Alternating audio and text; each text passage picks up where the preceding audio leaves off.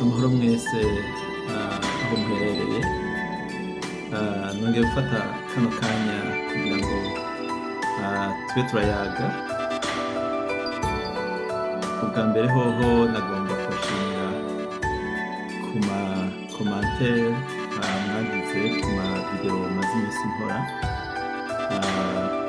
Hariho byinshi mwanyunganiye mwabonye ko nokora, hariho n'amatopic mwasabye yuko novuga ko kenshi, ariko uno munsi nagomba tuyage canke ntange iciyumviro canje kuri ubu munsi ku vyerekeye inama ya komesa yabereye i Bujumbura mu gihugu c'Uburundi.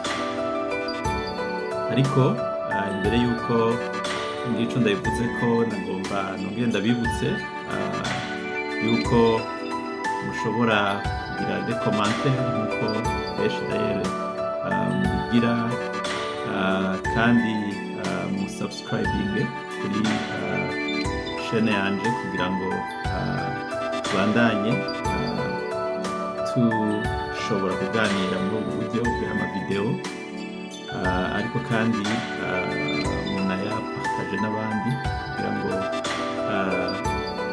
tuganire mu buryo bwagutse. Rero uyu munsi nagomba kuvuga kuri irya nama yabaye i Bujumbura. Hanyuma kubera umwanya utari muto, nagomba ngaruke ku bintu bimwe bimwe gusa nibaza yuko ari ngombwa kubivuga, ari ngombwa kubiganira n'abarundi, kubera Uburundi n'umukuru w'igihugu c'Uburundi, abo bantu bose, uwo muntu n'igihugu byose ni ibintu bituraba. Umukuru w'igihugu amaze kwitwa umukuru w'igihugu aba ari umuntu w'abarundi bose, w'abanyagihugu bose, baba bafise uburenganzira bwo kugira ico bavuze kuvyo yavuze, co kimwe n'igihugu ibikibako. Umurundi uwo ari we wese aba afise uburenganzira bwo kugira ico avuze kuri ivyo biba biriko biraba kuri ico gihugu. Nico gituma kenshi abarundi ntidukunze cane kuvuga ku vyo abatuyobora n'abatuganza bakoze, kubera umukuru w'igihugu we twamugize nk'akamana gatoya womengo ntavugwa, womengo ni ikintu giteye ubwoba. Mbere benshi banamwita se Barundi kubera banamufata nk'umuvyeyi, kuko ariko kera abantu bumva umwami, ariko mu by'ukuri ivyo ni vyiza ari na bibi, kubera bituma hari igihe umuntu umuha ikibanza adakwiye. Umukuru w'igihugu hari igihe aba agomba kuba umukozi wacu, kubera ari twe tuba twamuhaye akazi tukamuhemba. Ni umuntu ahembwa n'abanyagihugu batoya kugira ngo ashobore gukora ivyo bamutumye.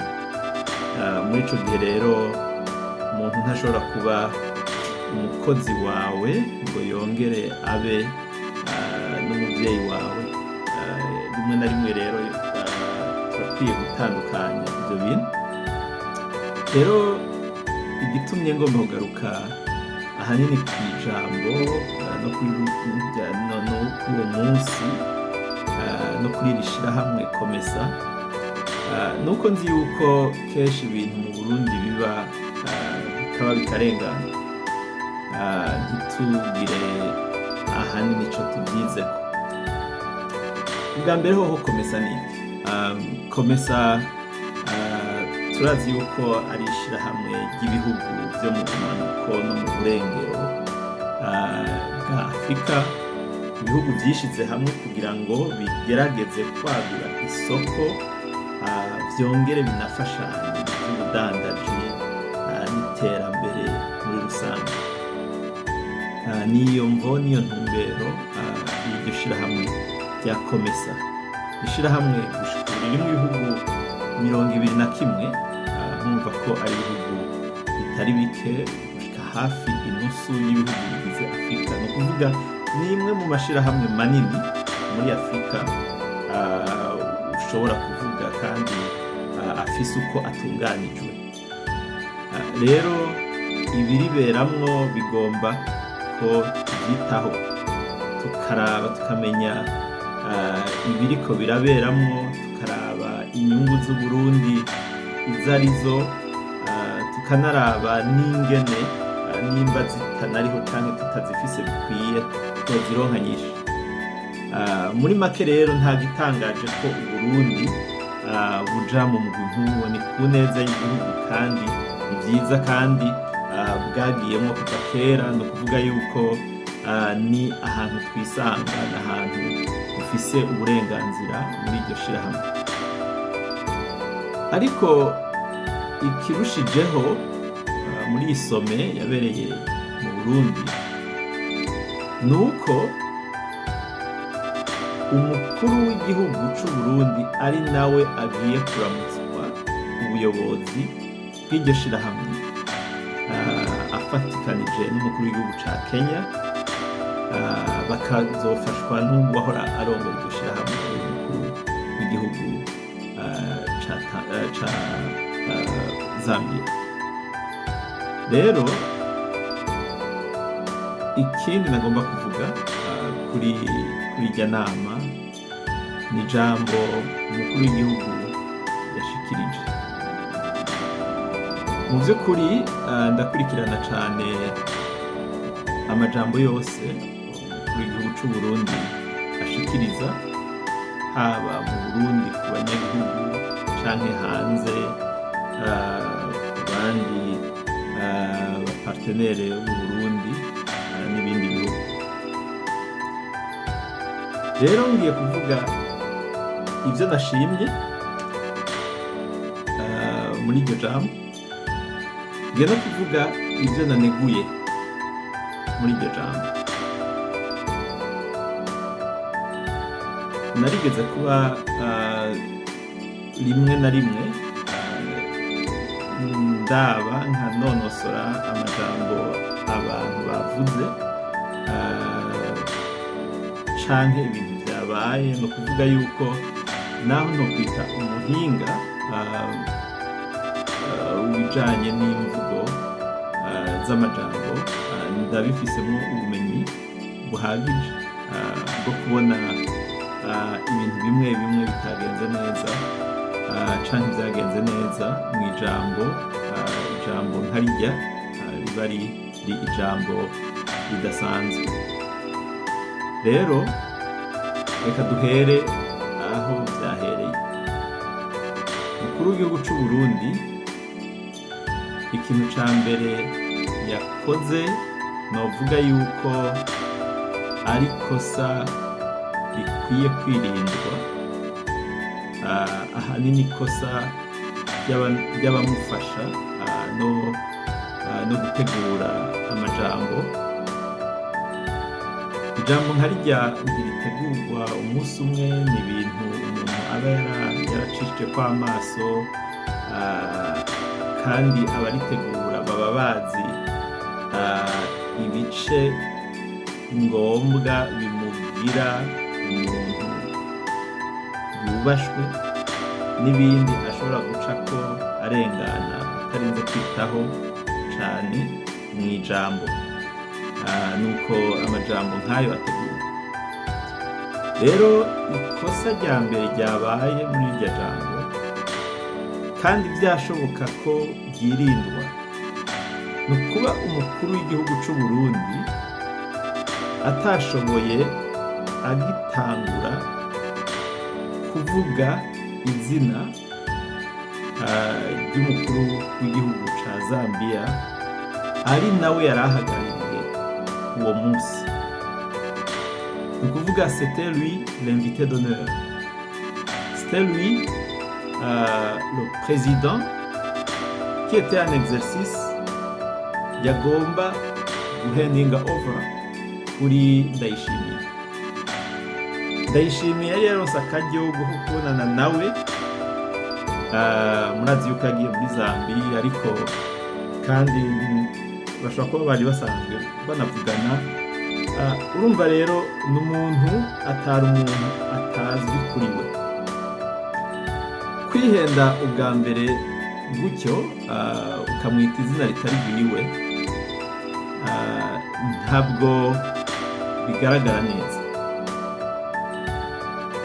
ntabwo ari skandale ihambaye, mugabo kubera biba bibaye ugitangura ijambo, ni kimwe mu bintu bisamaza bituma abantu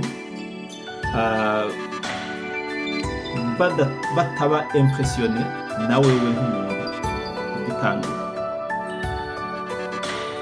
Kumwita Nticintuka rero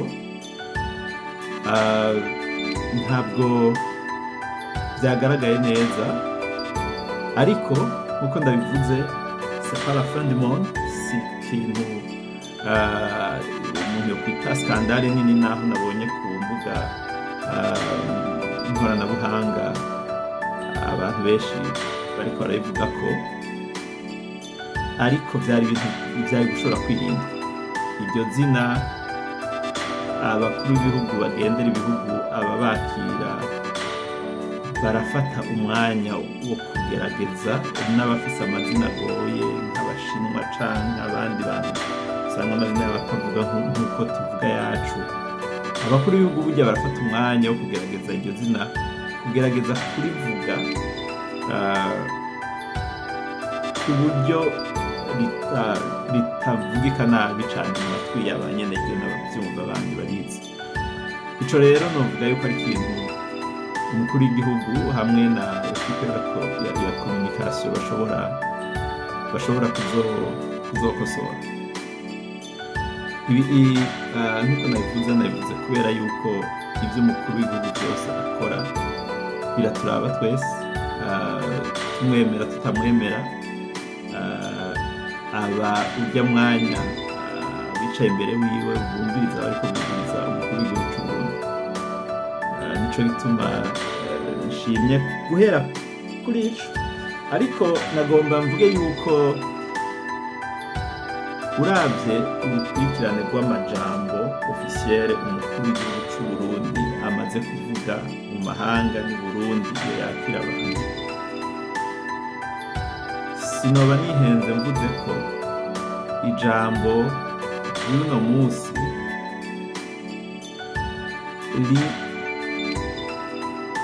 riruta ayo yandi yabanjirije. Ni ijambo ubonamwo ko uwaryanditse yafashe umwanya, kandi aragerageza kuristructura nk'uko ayandi majambo nk'ayo atunganywa. Ivyo rero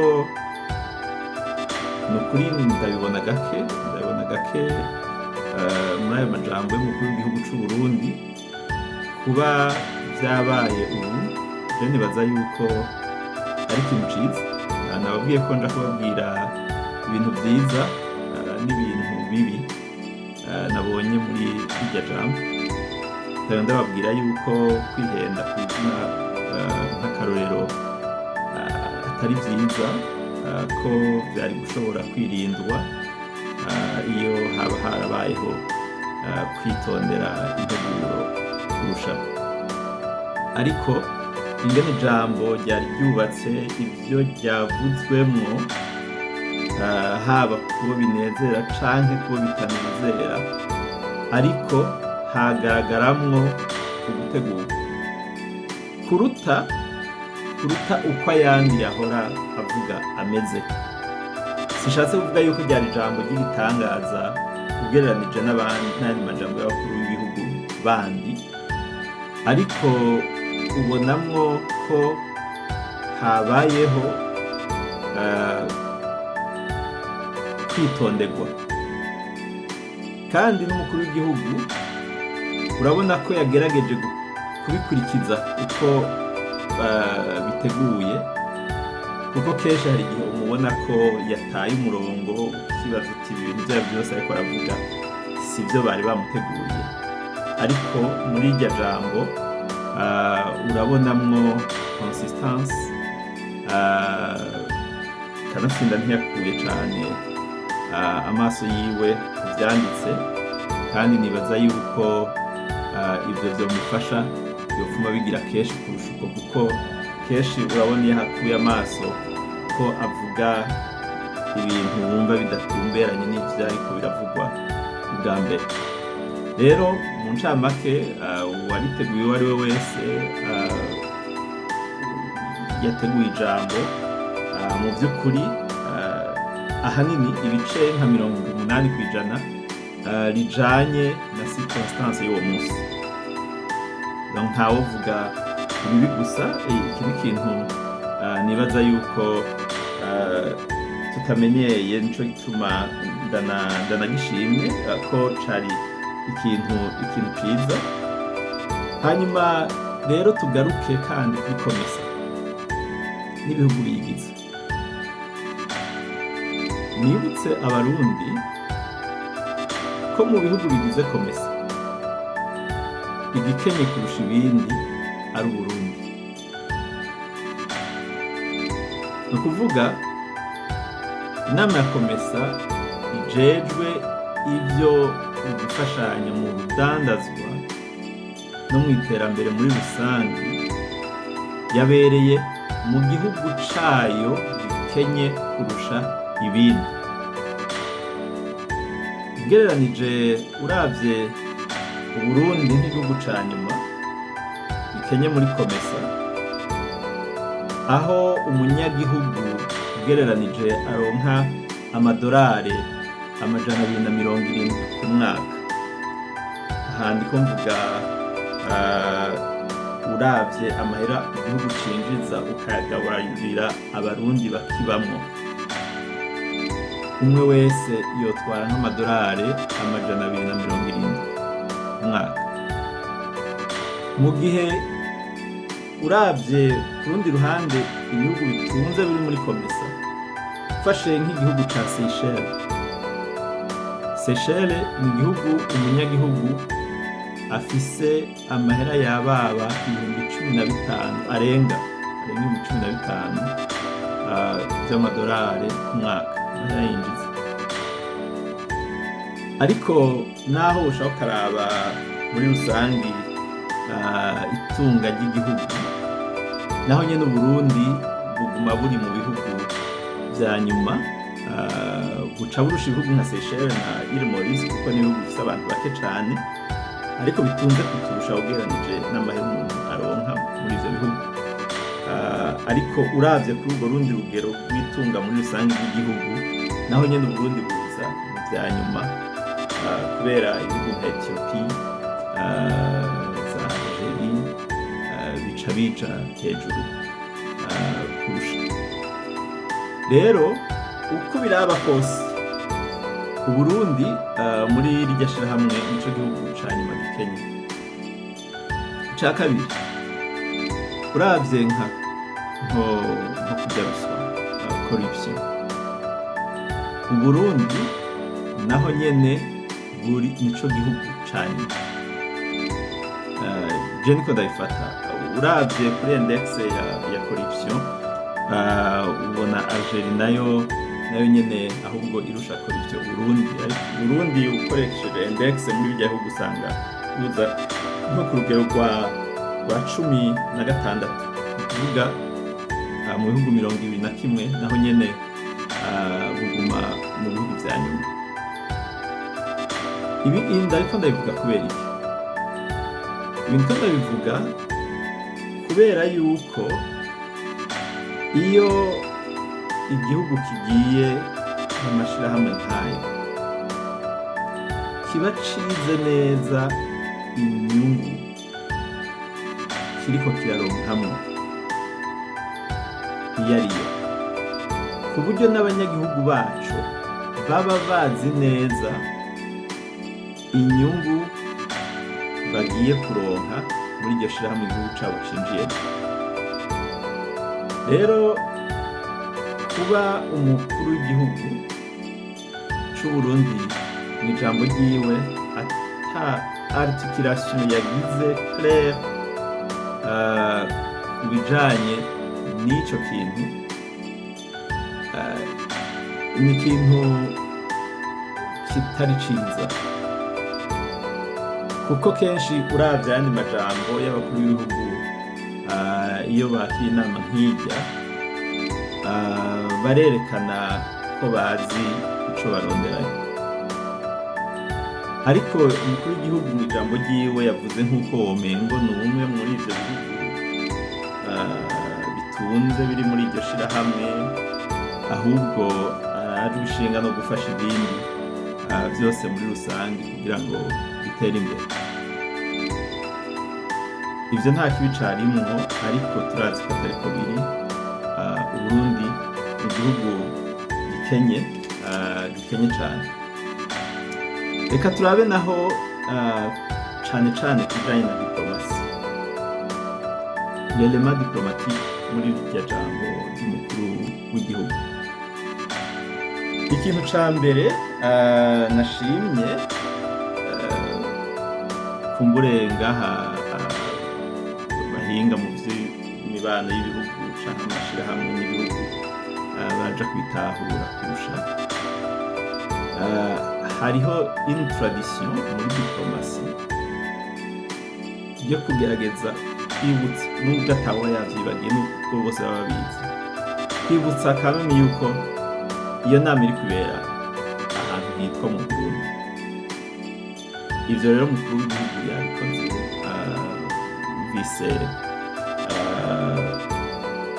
yita abantu mpundu yadhikirije basigura ico arico, mwumvise avuga igihugu umutima wa Afrika, igihugu c'amata n'ubuki. Ivyo yabikoze, uretse ko yabikoze ateba abikora kurenza, donc hari igihe ukora ikintu ukexagera. Iyi forme yagarutse kenshi cane ku buryo icita forme. Vyari bikwiye abivuze rimwe kabiri, mugabo vyatevye biba nk'icivugo nk'uko womenga ariko avuga poeme. Hanyuma ivyo navyo mu vy'ukuri ntabwo ari vyiza muri diplomasi, cane cane iyo umukuru w'igihugu abantu bamubonamwo inotorite, abantu bamubonamwo amajambo make meza. Rero kuba yaciye abandanya kuvuga yuko ngo uyu mushobora no kwisoma mu maso yanje, ngo murabona ko nezerewe, ivyo ntivyari bikenewe. Nibaza yuko abamwandikira amajambo bakwiye kuguma biyibutsa yuko ari ijambo rizosomwa n'umukuru w'igihugu, kandi ko ahanini haba hakenewe kuba ari ibintu high level tuvyita mu congereza, ariko straight to the point, kandi bigaragaza impact n'ingoga kurusha kuvuga amajambo menshi ugateba ukarenza urugero. Yagarutse ku ma priorite nk'uburimyi, ibijanye no kwimba amabuye y'agaciro hamwe na tourisme. Nibaza yuko kuri ivyo vyose bitatu bihenzeko, ivyo ni ibintu vyose hamwe Uburundi bushobora nabwo nyene gukorerako, bukagira n'isoko muri ivyo bihugu nini, kuko hariho ibihugu vyinshi muri ivyo vyokenera ivyo birimye bikimburwa mu Burundi, vyokenera ibihinguriro mu Burundi, co kimwe n'Uburundi ko bwokenera ibirimwa ahandi biza mu gihugu c'Uburundi. Ni ikintu nibaza yuko ata muntu yoharira yuko uburimyi buri muri bimwe muri kazoza k'igihugu. Ariko hariho izindi secteur nk'amasoko ntanganguvu y'energie bituma ubwo burimyi bubaho. Ibi ni ibintu bigomba navyo nyene kwitabwaho kandi bikaba priorite mu bikorwa muri karya karere. Kuvuga yuko Imana yarema isi yatevye iriko irarema Afrika, muri make simvuga diplomasi. Ibi ni ibintu bivugwa dans un contexte informel, ariko bitaryoshe muri diplomasi kandi bidakoreshwa mu bisanzwe. Tout d'abord uba uriko tu prêches aux convertis, bariya abantu bose barakunda Afrika. Dans un contexte informel uri kumwe n'abantu wagiye nk'ahantu benshi atari abanyafrika, ushobora gukoresha ibintu nk'ivyo. Aha ndiko ndababwira perspective ya diplomasi. Ni ukuvuga rero yuko bitari ngombwa yuko ico kintu bagishiramwo. Ndazi yuko bavuga yuko Imana bayishize imbere, ariko Imana urashobora kuyishira imbere mu bikorwa, kandi ukayishira imbere wewe mu mutima wawe, uko umeze n'ingene ufata abandi, ingene ukunda igihugu cawe n'abakirimwo. Ariko dans un langage diplomatique ntibiba bikenewe yuko uvuga ikintu nk'iki. Again, c'est pas la fin du monde, ariko byari kuba vyiza kurusha arondeye ibindi bintu ngirakamaro byari gushirwa muri iki kibanza cibi. Yagarutse ku mahoro n'umutekano. Twese turazi yuko ari ngombwa, ariko icatangaje ari naco mu by'ukuri ngomba guherezako, ariko aravuga kuri Congo. Yavugiye Congo ayisabira ubufasha en présence du président du Congo, yategerezwa kwivugira kuvyerekeye igihugu ciwe. Ibi rero muri diplomasi birafise ico bisigura. Hari ikintu citwa une maladresse intentionnelle. Ni ukuvuga kugira ikosa muri diplomasi ubona ariko wabigambiriye. Kuvuga yuko we na Tshisekedi bakoresha akanya kose baronse kugira ngo berekane yuko Congo ifise abansi ngaho hafi bayibujije amahoro, ko amakungu na komesa bose bagomba kuvyumva gutyo. Bijya rero nta kosa ryabayemwo. Bijya yabigize abibona, yarazi neza yuko Tshisekedi aja kubivuga, mugabo kwa kugira ngo hariho n'irindi jwi rindi ibivuze atari rya Tshisekedi. Complot kandi yagiye kugaragara cane cane ariko aravuga bijanye n'imigwi igwana muri Congo. Ubwa mbere yavuze ibihugu birimwo umutekano muke, yavuze Congo, yavuze Sudani, yavuze na Somalia.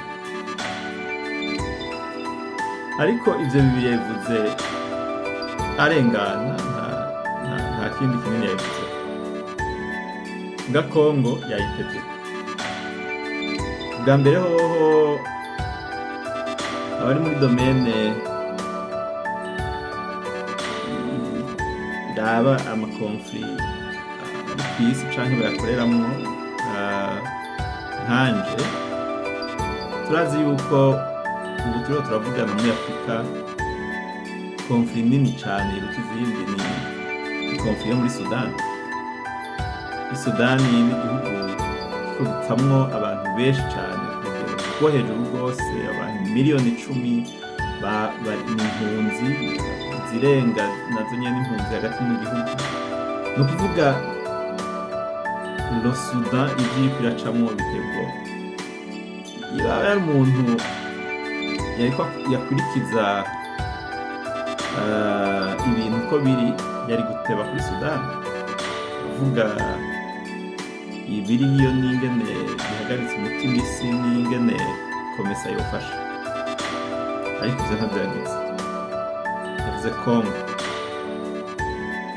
kubera encore une fois ya maladresse yari bien intentionnée kugira ngo avuge n'ijwi rirenga, azi yuko mugenzi we basangiye ivyo basangiye nawe nyene aja kuvuga, kandi nubwo wewe atadomye ku rutoki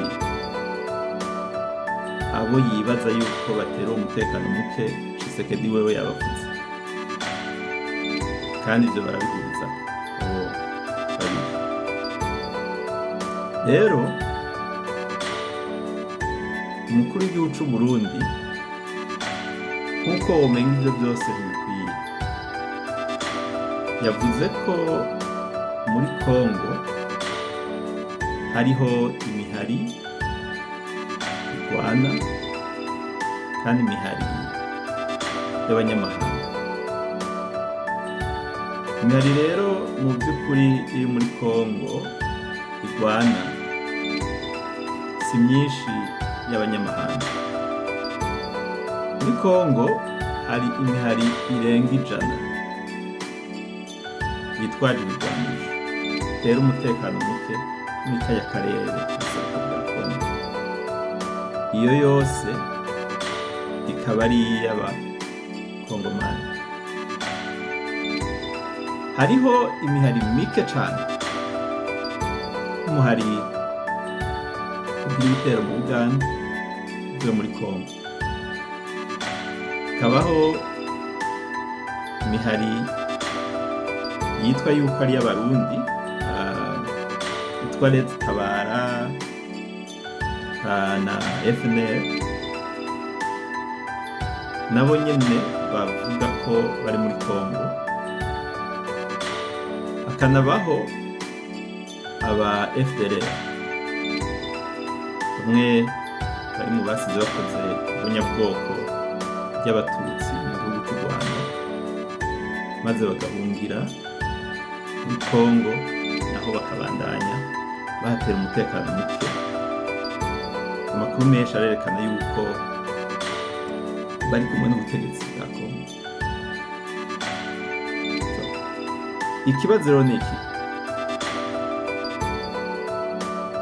Yoba ariyo mihari y'abanyamahanga avuga? Ukuri kugaragara nuko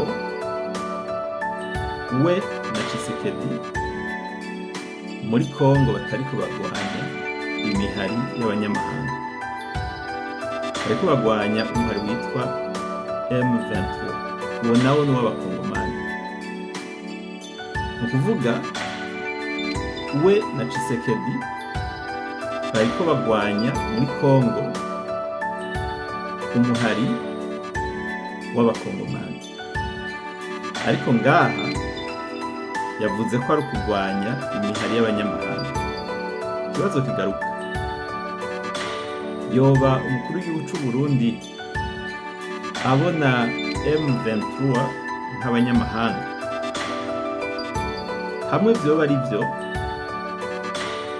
yoba ari ingorane ikomeye, kuko be na mugenzi we boba bose babiri bafashe ingendo yo kuvangura amoko yo muri Kongo kugira ngo habeho bamwe bitwa abakongomani bemewe n'abandi bakongomani batemewe mu gihugu cabo. Nta mpamvu n'imwe rero Uburundi ubundi bwagomba kuba buriko buragwana n'umuhari udatera Uburundi muri Kongo. Twese twama tubona abasoda b'abarundi bafashwe na M23 muri Kongo. Twese turabarundi, abo bantu turabamenya, bamwe tuba tubazi ko ari abasoda mu gisoda, nubwo we atarigera avyemera. Imiryango ibura yoyo ntinyegeza ikiganiro. Kuvuga rero yuko irya jambo mu biravye mu mirore ya diplomasi ryari rifise ubusembwa bwinshi cane. Aho nkuko nabivuze, nuko biri uko kose biguma ari amwe mu majambo make abaho ubona yuko bafatiye umwanya,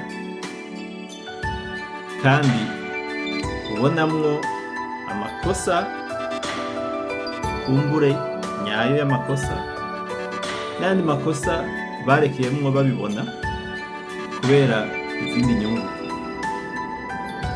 Rero ivyo nivyo nagomba kugira ico mvuzeko kuri iryo jambo ry'umukuru w'igihugu c'Uburundi yashikirije mu guheraheza.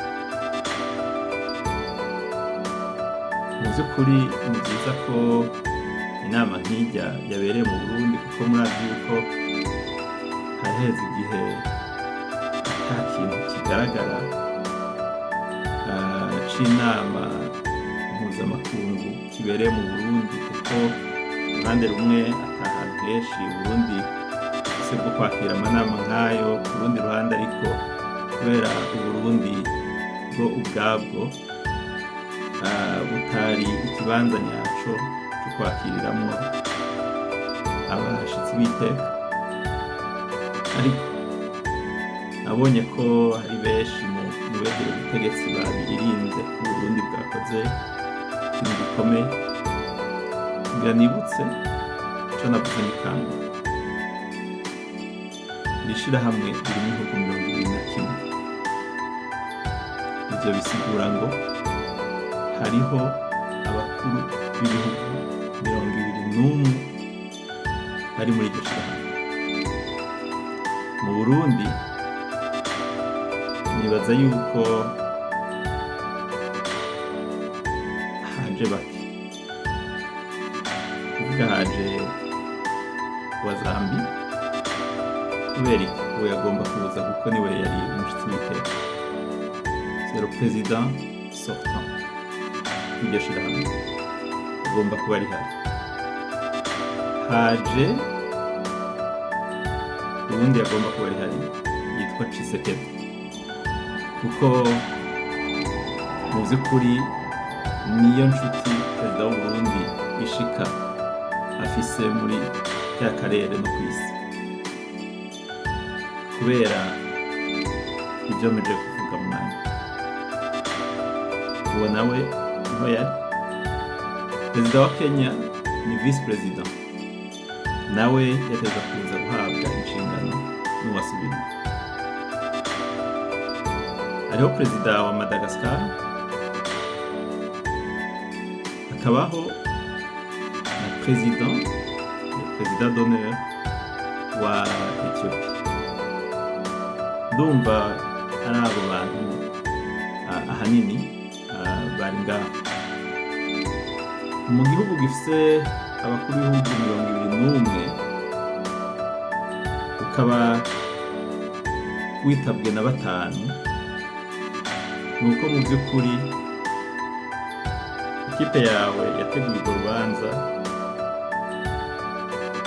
itagize lobbying ikwiye, kandi naho barayigize ivyo bihugu biracabona Uburundi nk'igihugu kitaragera kwakira abantu bangana gutyo b'abakuru b'ibihugu. N'ibihugu bibanyi nk'u Rwanda, Tanzania vyitavye iyo nama biserukiwe n'abakuru bavyo. Ibi nibaza yuko le corps diplomatique du Burundi, le ministère des Relations Extérieures, bizobigirako inama ya feedback, inama mu by'ukuri yabaye very successful. Rero murakoze cyane kuntega amatwi, mu rupfasoni no mu kubahana murashobora kumbwira icyo mubyiyumvirako, kuko ubuzima ni ukwigishanya. Ahanini igikuru ni gukunda igihugu, ico ubona kitagenda neza ukakivuga, urupfasoni ntangere, ikigenda neza ukakivuga. Ni nayo mpamvu navuze ibyo mbona byo gushima n'ibindi byo kunegura. Rero mwibuke subscribing kuri iyi chaîne, hanyuma munapartage n'abandi, tubandanye tuganira, kuko hari ibiganiro byinshi bizoca ngaha nifuza yuko mwohomba. Murakoze.